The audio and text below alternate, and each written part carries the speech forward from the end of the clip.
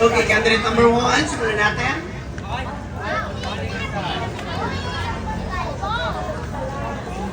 So, 20% po ito, ha? Pangit. Oh, 20%.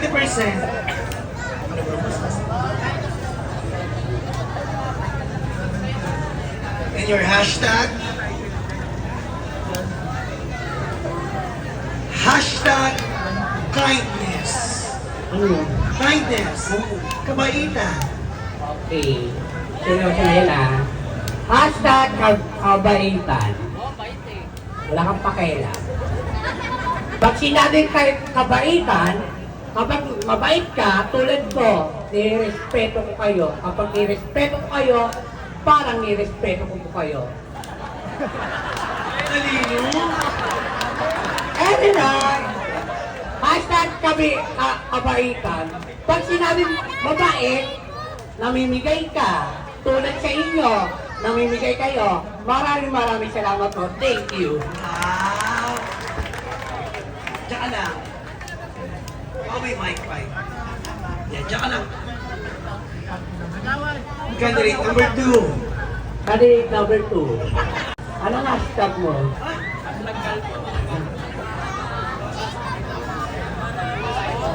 Basahin mo muna. Eh, di ka marunong magbasahin. Bibig ka?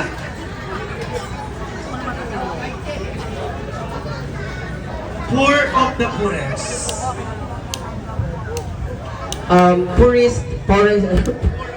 Poor of the poorest. I believe, ladies and gentlemen, ito po yung mga taong mahirap. In the Philippines, I believe na kung sino pa yung mahirap, sila pa yung lalong maghihirap because they are not given an equal opportunity in this society. Like for an example, hindi po sila nakapagtrabaho ng maayos kasi hindi sila nakapag-aral. I believe, ladies and gentlemen, in need a collaborative effort within the government and the society. Dahil minsan ang gobyerno, imbis na bigyan ng proyekto o bigyan ng programa ang mga mahihirap, ibinubusa ang kaban ng ating bayan. Yan ang totoo sa Pilipinas. But then again, in fairness to this country, sometimes hindi kasalanan ng gobyerno din. Kasalanan din ng mga mahihirap sapagkat hindi sila nagsisikap. Tandaan po natin na pag namatay kang mahirap, kasalanan mo yan. Kaya kung gusto mong umunlad at gusto mong maginhawang buhay, magsikap ka. Dahil yon ang susi upang ikaw ay magtagumpay at makaahon sa lusak na iyong kinasadlakan. Thank you. About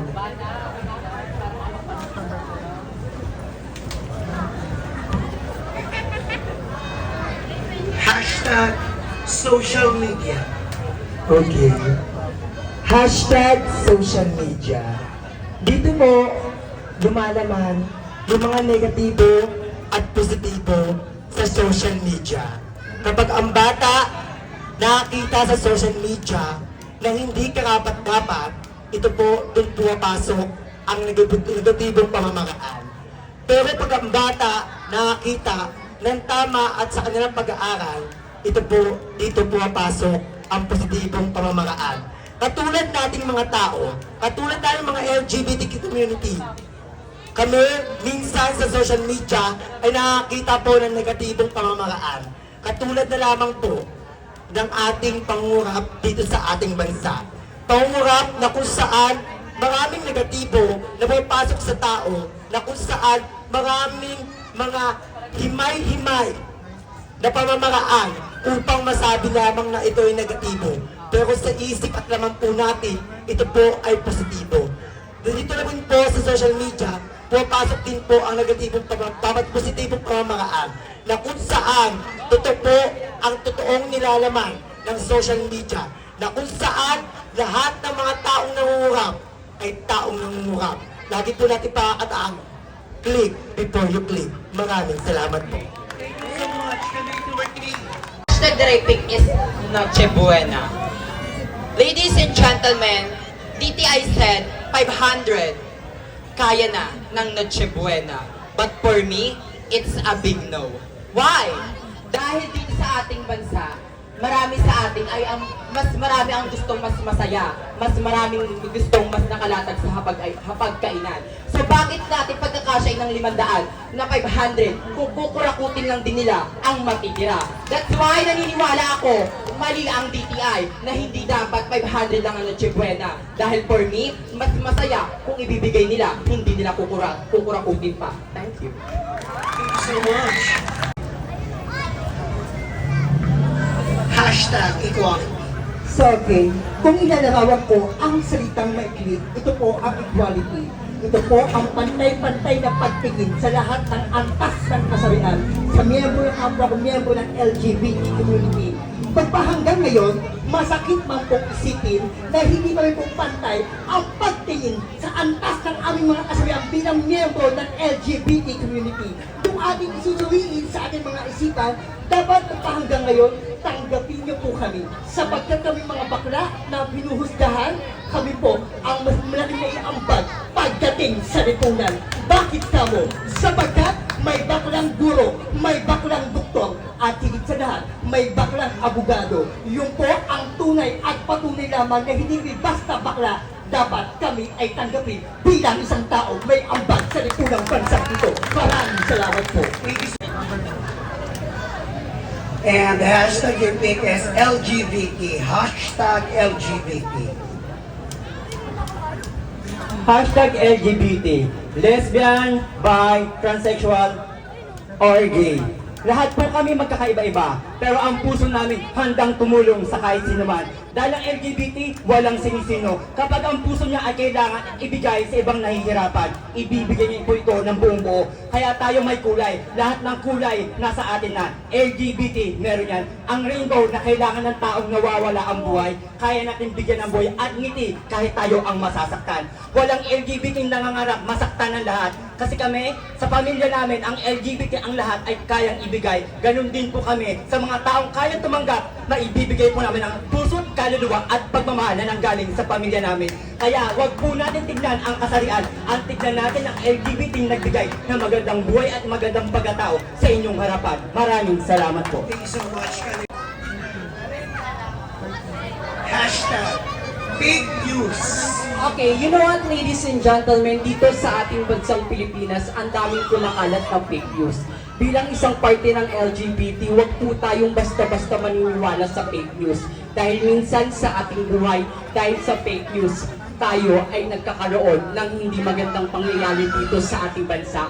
Always remember this, ladies and gentlemen, tingnan po muna natin kung tama ang mga binabasa natin sa social media. Huwag tayong basta-basta maniniwala sa fake news dahil minsan sa ating buhay, tayo ay napapahamak kapag tayo ay naniwala basta-basta. Always remember this, ladies and gentlemen, tayo lang nakakaalam bilang isang LGBT kung ano ang tama sa mali at kung ano ang mali sa tama. Kaya lagi nating pakatandaan, mas mabuting tayo ay magkaroon ng tamang pag-iisip at higit sa lahat, tingnan mabuti kung ang fake news ay nakakatulong ba dito sa ating bansang Pilipinas. Dahil minsan sa ating buhay, kapag nagkaroon ng fake news, tayo ay nagkakaroon ng hindi magandang pangyayari o higit sa lahat, napapahamak. Kaya alamin muna natin, think before you click. Maraming salamat po. Thank you so much, Candy.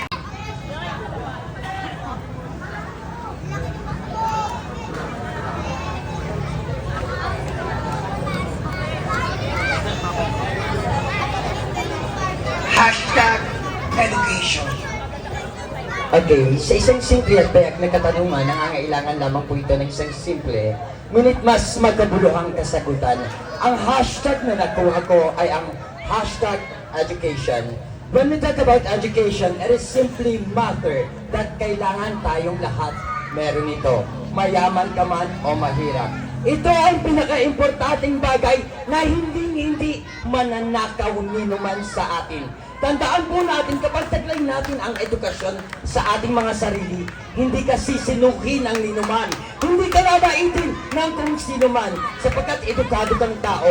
Pero lagi nating tatandaan, ang isang edukadong tao, daig ng isang marespeto at marunong kumalang na tao. Let us all inculcate into our minds. It is not all about education. It is all about how you being a person. Thank you. Thank you so much, Candy.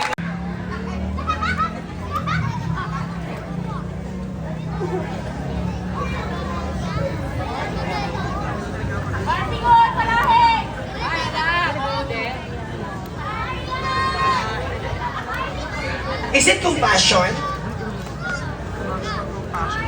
So compassion to double S. I-O-N.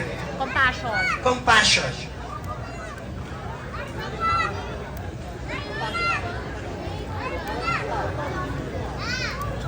Hashtag compassion. Okay, ladies and gentlemen, ang aking kasagutan ay napakasimple lamang. Ano nga ba ibig sabihin ng compassion? Ito yung parang pinagkakaabalahan mo sa buhay. Dapat question nila, huwag ka magtatanong sa candidate.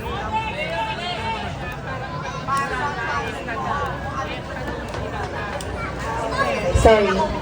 Ladies and gentlemen, naniniwala po ako na dito sa ating mundo bilang isang batang bakla, isa lamang po ang masasabi ko, isa lang po ang ihahalimbawa ko sa aking sarili, katulad na lang po ng mga baklang nasa inyong harapan.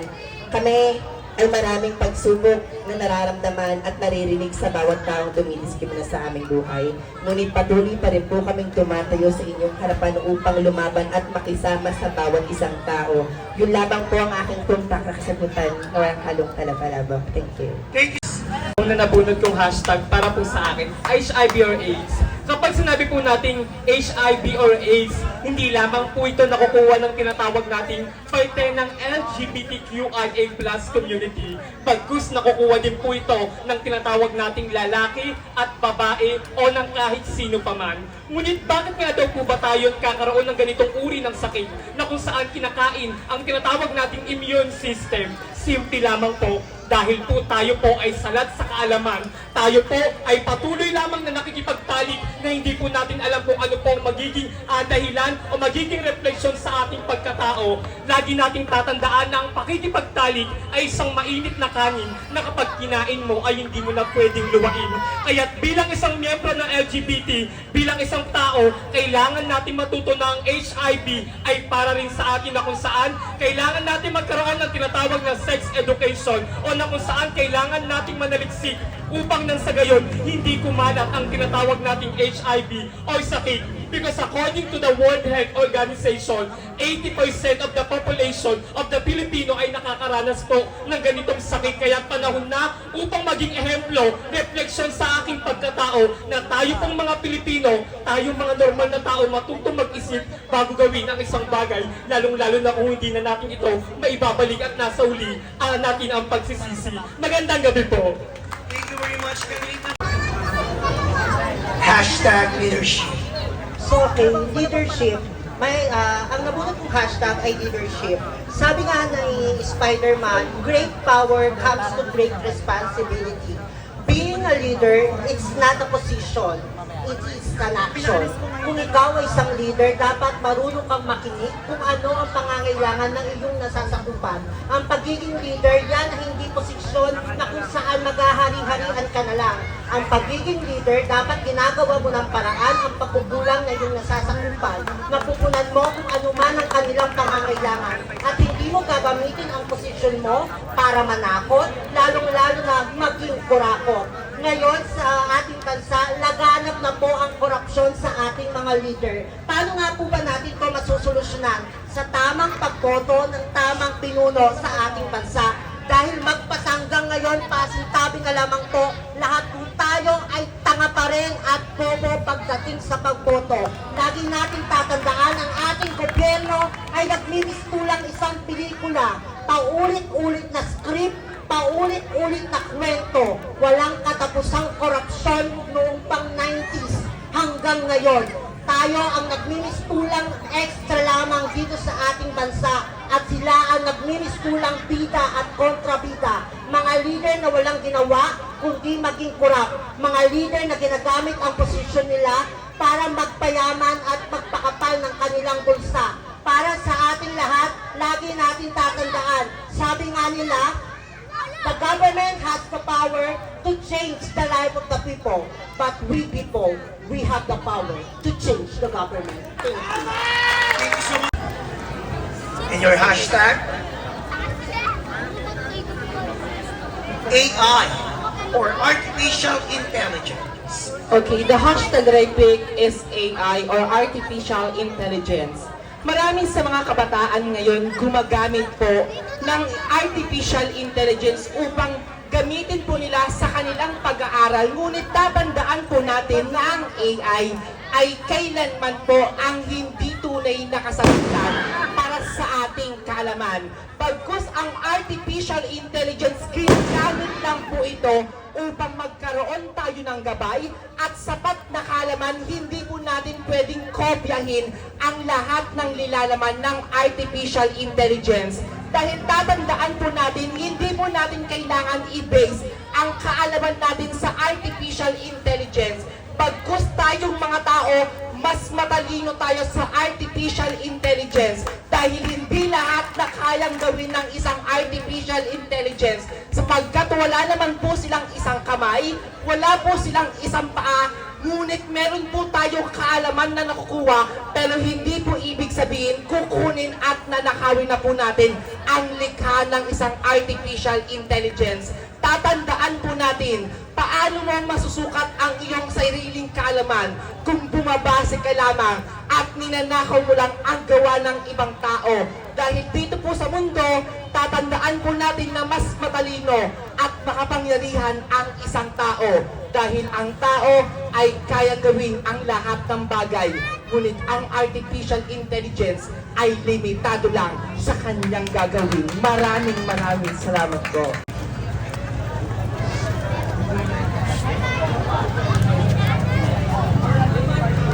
Bawal na magturo eh. Trip. Try. Di ko alam. Bawal ako magturo. Ha? Try.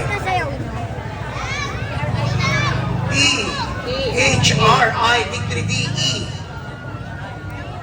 Try. Ano po yung tribe?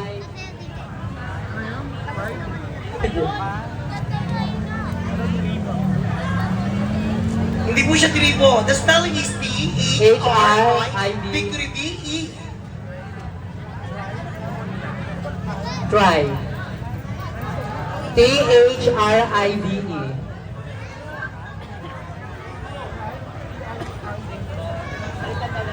Hindi kasi siya basa po is not Ay, tribe. ra. Trip po, hindi po siya tribe, ha? O, trip. Oh. Sige. O, kung anong trip mo, trip ko din. Ano nga? Hindi nga pwede kasi kapag ano, sabihin unfair. Wala akong tinuturuan. Trip yan, ma-trip. Trip. Umunlad, oh. Ano po yung trip? Umunlad. Punlan? Umunlad. Pumunlad. Eh, yun lang naman pala, putang ina, pinahihirapan pa ako eh. Pag-unlad. Ibig sabihin, pag-unlad. Pag-unlad. Okay.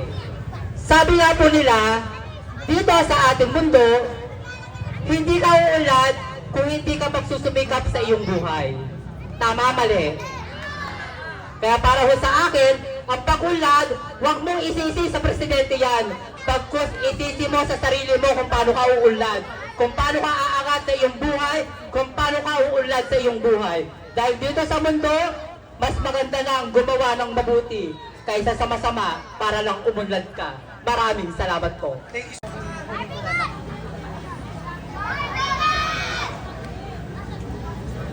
Hashtag power.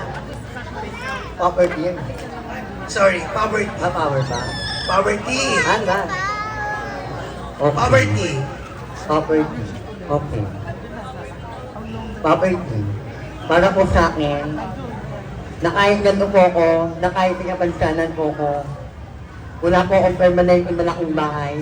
Ang importante po, makasama ko ang pamilya ko, na kahit mahirap po kami, nagpapasaya po ako ng maraming tao. Bakit? Simple lang po. Tatandaan po natin, lahat ng ginawa ng Diyos, walang mahirap, walang mayaman, walang pangit, walang maganda. Dahil naniniwala po ko, ang isang property, tatandaan mo yan. Tandain mo kung ano ang tunay ng pagkakao mo, dahil naniniwala ko na kahit mahirap kami, nagpapasaya ko ng maraming tao, na kahit may apansanan ako, tatandain ko po ang panlalait ng bawat isa, na kahit mahirap ako, nalaman at nalaman ko ako dito sa mundo. Ako po ay nakapagtapos ako ng pag-aaral ng 8 taon dahil naniniwala po ko na hirap po ang mahirap. Dahil naniniwala ko ako, may diploma ko ako para ipakita ko sa magulang ko na kahit na mahirap ako, itataluyan ko ang tunay na pagkatao ko. Maraming salamat po. Maraming salamat.